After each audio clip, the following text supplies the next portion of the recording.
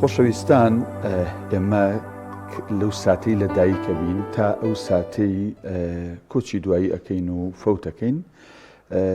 لە کۆمەڵگانی کە ئاینی پیرۆزی ئیسلامتیایە بەربڵاوە هەر لە سەرەتا تا کۆتایی وەکو بڵێ ئاینی پیرۆزی ئیسلام ڕێوشوێن و یاسای خۆی بۆ داناوە لە ڕێگەی مامۆسایانی ئاینی و بانخوازان و خزم و کەس و کارمانە ئەو مەڕاستیمانە ئەنجام مەدرێت. بەڵام ئەم لە دایک بوونە ئەم ژیانە تەنانەت مردن لە وڵاتانێک کە ئاینی پیرۆزی ئیسلام تایە بەربڵاو نیە بە شێوازێکی گشتی یان زۆرینەی خەڵکەکەی مسلمان نین، بێگومان فەرق و جیاوازی هەیە. تەنانەت لە ئاینێک بۆ ئاینێک جا ئاینەکە ئەرزی بێ یان ئاسمانی بێ، شێوازی ناشتنی مردوەکان مەڕاسمی بە خاک سپاردن هەر لەو ساتی کەسەکە گیانە دەزدا تاک و ئەسپەردەی خاکەکرێت جیاوازە. ئێمە ئەمڕۆ باس لە شێوازی مەڕاسیمی ناشتنی مردوو لە وڵاتانی ڕۆژئاوا و جیاوازی لەگەڵ جیهانی ئیسلامی دەکەین بە میوانداری زۆر بەڕێز حاجی ئارام محەممەد بانخواست کە بەڕێزیان بە سوپاسەوە لە ستودیۆ لەگەڵمان میوانەکە حاجی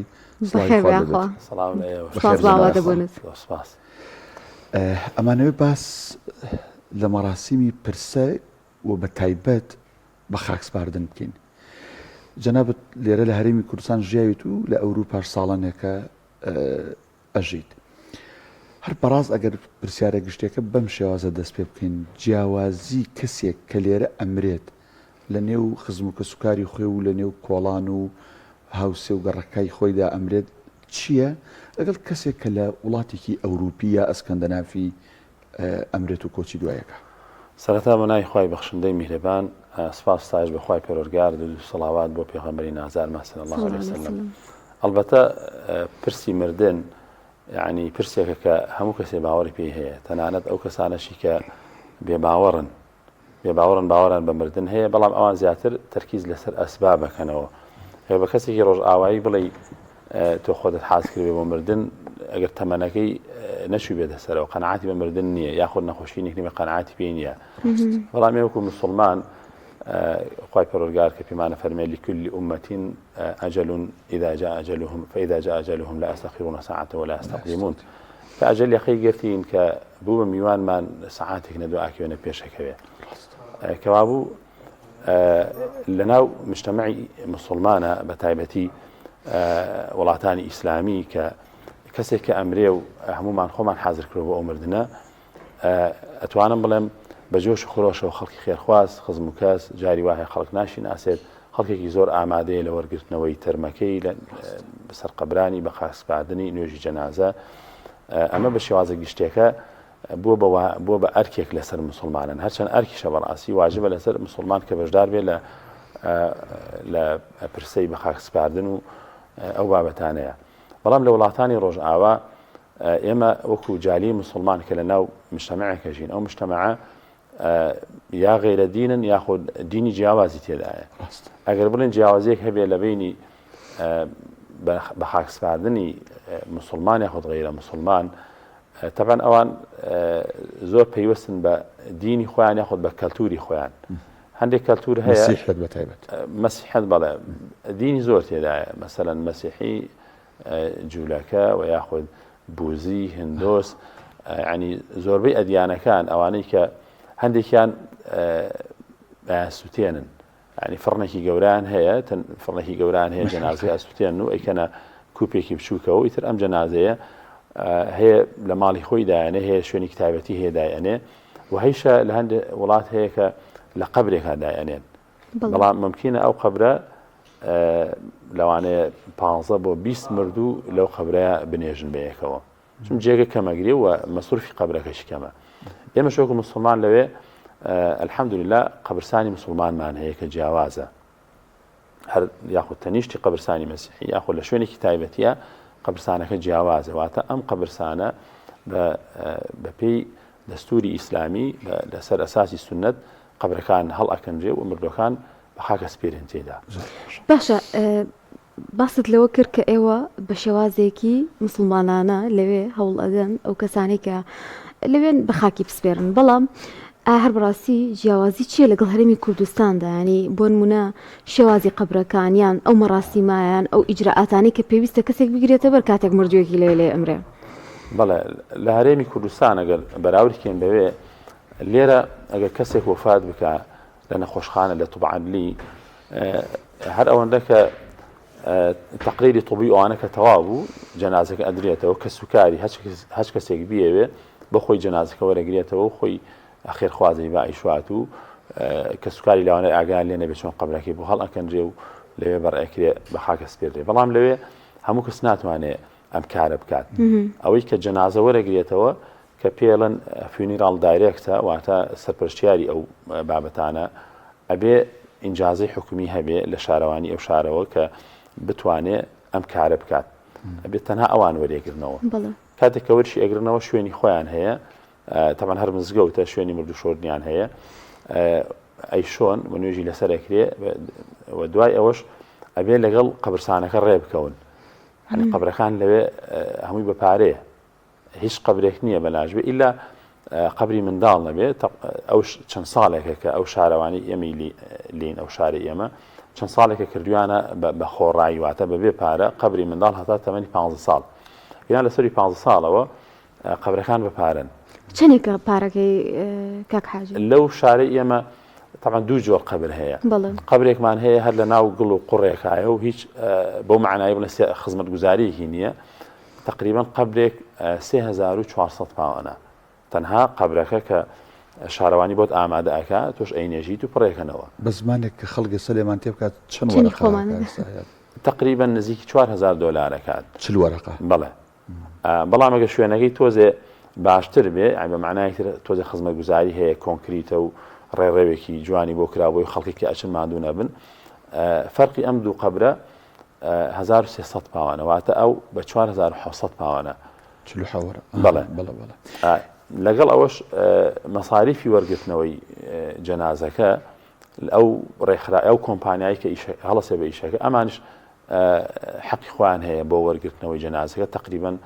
1200 پاوان بۆ هەر مردوویەک وەرەگرن ئەوش نزیکی تقریبا 1600 دۆلارە کاتە کاک حاجی کاتێک ئەمە لە تەلەڤیزیۆنەوە گۆڕستانی وڵاتانە بینین سەوزە و جوانە و ینی لە زۆر لە پارکەکانی ئێمە خۆشترن بەڕاستی ئەمە هەمووی بە زەبری پارە ئاوە ئەم قەبرستانانە جوان کراوە جنە وەکو جەنابەت فەرموود گۆڕستانی ژێ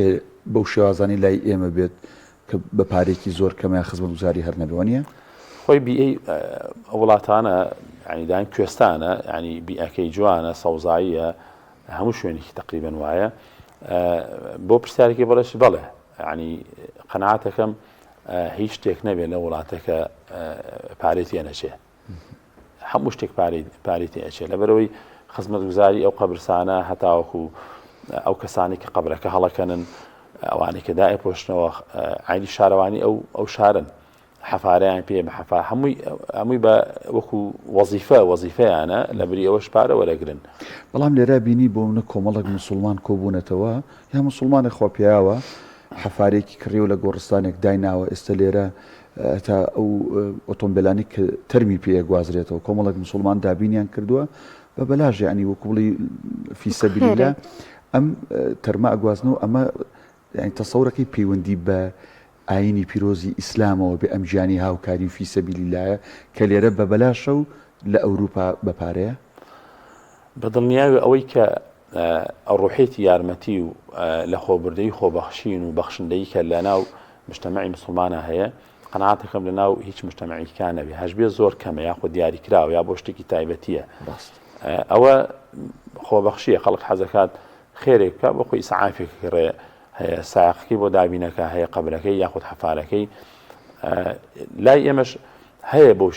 بەڕێژەی کەم هەیە کاری خێرخوازی بۆ نمونە ئێمە زۆر جار خەڵکمان وفاتی کردووە کوردی خۆمان بێکەس بووە لەوێ کەسی نەبووە و باری دارایی کە سوکارشی کە لێمان پرسیون لێرە کە لە کورسان بوون زۆر خراپ بووە لەو حاڵەتە یاخود تەسلیم بە خاکمان کردووە لەوێ یاخود نردومانەتەوە جەنازەکەی بۆ ئێرە لە هەردوو حاڵەتەکەیە ئێمە پارەمان بۆ کردووە لە خێرخوازان بانگەوازێکمان بۆ کردووە بە خۆشحاڵی و خەڵک ئامادە بۆ کە پارەی تێچووی جەنازەکە ببەخشن زۆر جاش ئەو کۆمپانیایی کە فیونیرال دایرێکتەکان ئەوانەی کە هەڵەسن بە ئیشوکارەکان بە هەندێکیان زۆر خێرخوازن دەڵێن ئەگەر ئەو کەسە بێکەس بوو پارەی نەبوو لە حاڵەتێکی ئەوها ئەوانش فی سەبیلیلا پارەی حەقدەستی خۆیان ئەو 1200 پاوانە وەرناگرن بەڵام پارەی قەبرەکە هەرە بێ بدرێت. باش هۆکاری ناردنەوەی مردوەکان بۆ کوردستان چییە؟ ئایا بەهۆی ئەوەیە کە ئەو مەسروفە زۆرەی هەیەیان بۆ نهەیە حەز ئەکات ئەو کەسی کە لی ئەمرێ لە بەرەوەی کووردە بهێنێتەوە بۆ خاکەکەی خۆی بە خاکی بسپێرە؟ ئێمە زیاتر لەسەر قسەی کەسوکاریان تامن کەسێک کە وەفاتەکە لێرە پەیوەندیەکەین بە کەسوکاریانەوە لێرە ئیتر کەسوکاری زۆر جار تەڵەبیان داواکاری ئەوان هەیە کە بە هەر ڕێگەیەک هەیە جەنازەکان بۆ بنێرین. ئەمە تێچووکی زۆری هەیە؟ قەناعەتەکەم فەرقێکی وای نەبێ لەوانەیە بڵم قەبرەکە تۆزێک گرانتر بێت لە ناردنەوەکەی چونکەم خزمەت گوزارەی کە وەرەگیرێتەوە و ئەشۆردرێت و کفن ئەکرێ و لە بۆکسێکە ئامادە ئەکرێ بەڵێ هەندێک ڕێکاری هەیە بۆ ناردنەوە هەندێ مەسەلەن مادی کیمیاویکەن ئەو جەنازەی بۆی تێک نەچێ و ئەگەر تاریکی تایبەتی کە شوێنی جەنازەی هەبێ ناتوانێت لە هەموو تارێکام جەنازەی بێتەوە ئەوش هەندێ ڕێکاری خۆی هەیە و هەندێ مەساریف هەیە بەڵام لار حاڵەتێکابی ئێمە سەیری داواکاری کە سوکاری مردۆکە ئەکەین لەبەرەوەی دڵیان برینارە مەسەلەن کەسێکیان لێ ڕۆیشتووە هەر چۆن داوا بکەن یاخۆی بینیرە و یاخود لەوێ ئێمە بران جێبەجێەکەین. کاک حاجی سەبارەت بە پرۆسەی مردنەکە ینی خۆ دەزانی کۆمەڵێک بابەتێ سنەتە کۆمەڵێک بابەتێ فەرزە بێ خزم کۆچکار و یان ئەو خەڵکی کە لە دەوری ئەم مردوون بۆ ئەو مردووی ئەنجام بدەن هەر لە شۆردنیەوە هەر لە نوێشکردن لەسەریەوە هەم لە کفنکردنیەوە هەم لە ینی هەڵکەندنی گۆڕەکەی و ڕوو لە قیبلە بێ هی ئافرەت قوڵتر بێ لەی پیا و بۆ نمونە ئەم بابەتانە لەسەر لای ڕاست بێ و ڕووی لە قیبلە بێ و ینی ئەمانە هەموو خۆ دەزانی لە ئاینی پێویستیەوە ئاماژەی پێکراوە ئەتوانرێت لە ئەوروپا ئەم سنەت و فەرزانەی کە پێویستن بۆ مردوێک ئەنجام بدرێ ئێوە دەستکراون دەسواڵان بە ئاسانی ئەتوانن هەموو ئەم بابەتانە بکەن یا لە هەندێک بابەت یا ئەرقەلەتان بۆ دروستە بێ؟ ئەتوانین بڵین هەندێکی بەشێکی زۆری جێبەجێ ئەکرێت مەسەڵەن شۆردنی بە زۆر شێوازێکی ئیسلامی لەسەر سنەت ئەشۆردێ کفنەکرێ بە هەمان شێوە و زۆر جار کەسوکاری کە سنەت دە کەسوکاری نزیکی مردووەکە خۆی بەشدار بێت لە شۆردنی لە ناشتنی لە نوێشکردنی ئەگەر کەسەکە توانی هەتا بەرنوێژی نوێژی جەنازەکەش بکات بەڵام ئەمە ڕێژەیەکی کەمە خەڵکی ئێمە تا ڕادێک خەڵکی عاتفیە لەوانەیە شتی وای بەسەر ناتبێ نەوێرن ئەوە بکەن وەکو چۆنێک حەزەرێک بکەنەوە لە شۆردن و کفنکردن و بەڕێکردنی بۆ سەر قەبرستان بە شێوازێکی زۆر سنەت و جوان ئەڕوات بەڵام ئەوەی کە کێشەیە یعنی ئەتوانین بڵین لەگەڵ سنەتەکە یەک نەگرێتەوە لەوێت لە بۆکسێک ئەخرێت ئەو جەنازەیە کرێتە ناو بۆکسێکی تەختەوە بەدەست ئێمە نییە هەر شارەوانی و یاسای خۆی هەیە ئەو شاری کە ئێمە تێداین ڕێگە نادات کە جەنازەکە لە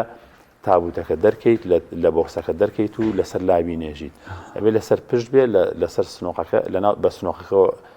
ئەکەنە ناو قەبرەکە و ئەمە عنی توان بڵێم کە ئێمە ناتوانین و خۆی حەقی خۆی پێ بدەین. ئەی با بڵێن ئەوانەی کە مفتین لە وڵاتانە لەسەر ئەم قسەیان چییە؟ طبعا ئەوە یاسای شارەوانێک هەیە ئێمە ناتوانین یاساکە بگۆڕین لە هەندێک شاری تر هەیە ئاساییە توانیت مەسەرەن جەنازەکە لە سنۆقەکە دەربکەیت لەسەر لای ڕاست بینێژیت لە هەندێک شاری تر هەیە هەردوو اختیارەکە هەیە بەڵام کاتێک کە ویستت جەنازەکە تەسلیم بە خاک بکەیت بتەوێت بە شێوازێکی تەواو سنەتی بکەیت ئەوێ پێش ئەوە ئیزنی بۆ وەرگری لە شارەوانی ئەمە نمونەیەکمان هەیە لە شاری بریستۆڵ کە برایەک وفاتی کرده بوو دوو جەنازە بوو تەسلیم بە خاکمان کرد برایەکی سۆماڵی بوو برا کوردە بوو کە چوین برا سۆماڵەکە دەریان کرد لە تابوتەکە لە سنۆقەکە و لەسەر سنەت لەسەر لێ ڕاست ناشێنەوە ئێمە شویستمان هەمان شت بکەین پیان بەداخەوە ئێوە ئینجازی ئەوەتان نییە کە دەری بکەن لە سنۆقە تەبەن نوێنەری شارەوانی خۆی لەوەیە هەر چۆن بوو قەناعەتمان پێکردن کە لە ناو تابوتەکە بخینە سەر لاو دووسێ بەر بخینە پشتی لەسەر لاوی نێژین. زۆر باشە ئەوەی کە زیاتر باست کرد لە وڵاتی بریتانیا بوو بەڵام وەکو ئەزمموی خۆتان ئایا لە هیچ وڵاتێکی تر گەڕاون کە شێوازی جیاوازی مەراسیمی بە خاک سپاردنتان بینی بێت؟ لە سوید لە قەبرستانێک لە ستۆکۆڵم کە ئێمە خۆمان چوین قەبرستانێکی جیاوازی تیا بوو کە من یەکەم جار بوو بیبینم ئەویش هەندێک قەبر کە هەروەکو کێلی قەبرێک وەکو دیوارێکی بچوو کرده بوویان تابلۆی پێوە بوو تابلۆکە ناو موالید و لەگەڵ ساڵی مردنی ئەو مردووی تیا بوو قەبر هەیە تا 15-16 جەنازەی تێدایە ئەمە کە پرسیارمان کرد ئەم قەبرانە ئەو کەسانن کە جەنازەکانن ئەسووتێنن جا ئەوش هۆکاری هەیە دینیە هەیشە هۆکاری مادیە زۆر کەسێ کەسی نییە وەکو لای خۆمان پێشتکە جەنابتان باسان کرد ینی حملەیەکی خێرخوازی بۆ بکرێ ئەم جەنازێ ینی کەس هەستی پێ نەکات چۆن ئەشارێتەوە و چۆن خەڵک بەدەمیۆچێ لەوانەیە کەسی نەبێ کوڕ و کچ و ئەمانە هەمووی دوورکەوتونەتەوە لێ و ئەوەش ئامادە نین مثل 4-5 دلار سەرفکەن بۆ جەنازەیەک ئەبێ ئەمانە هەمویان بسووتێنرێن و تەنها خۆڵەمێشەکەیان لە کوپێکی بچووکە لەو قەبرە ئەنێژێن جا هەیە قەبرەکە بۆ عایلەیەکە هەتا 20 کەس لەو قەبرە ئەنێژن و هەیشیانە مەسەلەن چەند کەسێکە لە عایلەکەیە دوای ئەوەش ئەم قەبرانە کە من پرسیارم کرد لە وڵاتی سوید بۆ 25 ساڵە لا ئێمە عەقدەکان بۆ 99 ساڵە کاتێککە قەبرێک ئەکڕین بۆ 99 ساڵ عەقد لە بەریتانیا بەڵێ بەڵام لە وڵاتی سوید کە پرسیارمان کرد بۆ 25 ساڵە دوای 25 ساڵ کە سوکاری مردوەکە ئاگادارەکرێتەوە مەسەلەن کوڕەزایەتی کچەزایەتی کوڕێتی کشێتی ئەڵێن با بدیا باپیرت یانەن کریا داپیرت وەختی قەبرەکەی تەواو بووە ئەگەر ئامادەی کرێی بۆ بدەیت ئەو با بمێنێتەوە لە قەبرەکەی ئەگەر ئامادە نیت بەداخۆ ئێمە مەجبورین کەسێکی تر لەناو ئەو قەبرە بنێژین کاک حاجی ئێستا جالەی موسڵمان زۆرە لە وڵاتانی ئەوروپا بە تایبەت باڵێن لە وڵاتێکی وەکو بەریتانیا ئەم شێواز و تەقالید و شۆردن و نوێژ لەسەرکردن و بە خاکسپارنا نەبووتە جی پرسیار لە هاوڵاتیانی بەریتانی یا لە خەڵکێکی مەسیحی یا لە خەڵکێکی تەنانەت بێ باوەڕ سەرسام بن بەم کولتورەی موسڵمانان لە وڵاتانی ئەوروپا کە ئاوەڕێز لە مردوەکانی خۆیان ئەگرن بە تەئکید هەموو هەڵسوکەوتێکی جوانی موسڵمان جێی سەرنجە بۆ ئەوان و ئێمەش هەرێکێکمان شەرت نییە بانخواز بی هەم مامۆستای ئاینی بی هەڵسوکەوتی هەر تاکێکی موسڵمان لەوێ جێی سەرنجی ئەوانە و بەرپرسیارەتیە هەمومان مەسئولی بەرامبەر ئەو ئەخلاقیاتە ئیسلامیە هەنێگەر بەراوردێکی بکەین ئێمە دراوسێکی خۆمان وفاتی کرد بە پێی دەسووری خۆیان ئەو شەوە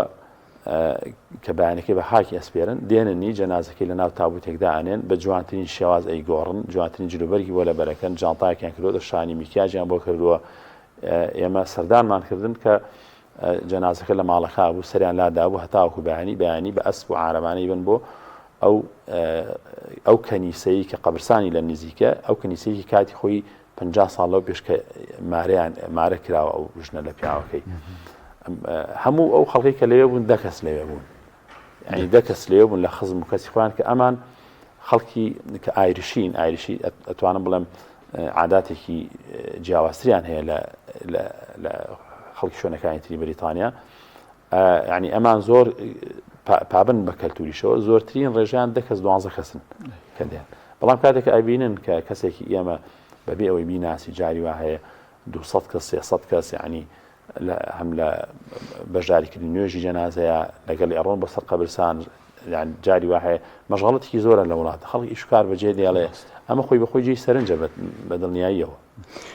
باشە ئێستا زین ڕۆژێکی زۆر بۆ نمونە لە وڵاتی بەریتانیا کوردی لێە و خۆشبەختانە کوردان لەوێ ینی ڕۆڵی خۆیان بینیوە هەر بەنمونە باس لەوە کرێکە ئێستا لە زۆرێک لە شارەکانە بانگەدرێ ینی کەمە بۆ مسلمان زۆر گرنگە تا چەندێک بانکخوازان لەوێ ڕۆڵی ئەویان بینیوە کە هاوکاری مسلمانان بکرێت لەم مەراسیمانەدا ینی بۆ نمونە هەندێک شت بکرێ بە یاسا بۆیان داواکاری بکەن یان هەندێک لە کۆمپانیانی کە ئەم مەراسیمانە ئەنجام ئەدەن مسلمان بن و بەرپرسن لەو کارانە ئێمە وەکو کورد جالێکین کە توانە بڵێم دوای جالیەکانی ترچوونەتە وڵاتانی ڕۆژئاوا بە تایبەتی بەریتانیاش ئەوانەی کە زۆر کاریگەریان هەیە لەسەر گۆڕینی یاسای وڵاتانە قەومەکانی ترن پاکستانی و سۆمالی و هەندێک قەومی تر کە مسلمانن لەوێن عنی ئەتوانە بڵێم ئەو ئاسانکاریانە شکێکراوە لەسەر دەستی ئەوان کراوە لەسەر دەستی ئەوان کراوە بۆ نمونە قەبرستانێک ئەگەر جیا بکرێتەوە بۆ مسلمانان جا هەیە خێرخوازە عەرزەکەی بەخشێ هەیشە مەسەلەن کۆمەڵە مسلمان عەرزەکەی ئەکڕن و ئەیتر دوایی لە ڕێگی شارەوە ئەیدەنەوە بەو خەڵکانە ئەوانیش مەراعەتی بارودۆخ و یاخود کەلتور یاخود عاداتی هەموو ئەدیانەکانەکەن نەک مسلمان بە تایبەتی مسلمانش ئەزانن کە مسلمان لەوێ ڕۆژ لە ڕۆژ لە زیادبووندایە بۆیە زۆر ڕەچاوی ئەو بارودۆخە ئەکەن و هاوکارن بەڕاستی هاوکارن شارەوانەکان ینی هاوکاری ئەو جالیە مسلمان هاوکاری ئەو کۆمپانیانن کە ئاسانکاریان بۆکەن لە کاتێکا کە بۆ نمونە کە کەسێکی غەیرەدین ئەمرێت جاریوات تحقیقاتەکەی یاخود لە تۆبعادلی کە ئەمێنێتەوە لەوانێت 2 مانگ 3 مانگی پێ بچێت بە تایبەتی کەسێک گەنج بێ و ینی پێشببینی مردنی لێ نەکرابێ ئەوان تحقیقاتێکی تەواوکەن هی پۆلیس و هی دکتۆر و شارەوانی خۆیان و شوێنێک ترای کۆڕنس ئۆفیس و ئەمانە کۆمەڵێ تحقیقاتەکرێ بەڵام کە ئەڵەی مسلمانە لە کاکە عاداتی ئێمە وایە ئەبێ بە زووترین کات بیشارینەوە یاخود ئەبێ بینینەوە بۆ کەسوکاری بۆ کوردستان جەنازەکەی یعنی ئەو دوو مانگ سێ مانگەمان بۆکەن بە 1 هەفتە جاری وایە بە 4 پێنج ڕۆژێک بەڕاستی ئەمە هاوکاریەکە ئەوان ڕەچاوی بارودۆخی ئێمەکەن. خۆی گەورە بەرەکەت بخاتە تەمەنتانە و کاروبارتان لە وڵاتانی ڕۆژاو لە ئەوروپا بەڕێز حاجی ئارام محەممەد بانخوا سپاس بووی کە لەم تەوەرەیە لەگەڵمان میوان بوویت سواس دەکەین. دووبارە بەخێر بیتەوە بە هیوای سەلامەتی بگەڕێنەوە بۆ شوێنی خۆش. سپاس بۆ ئێوەش سەربەر.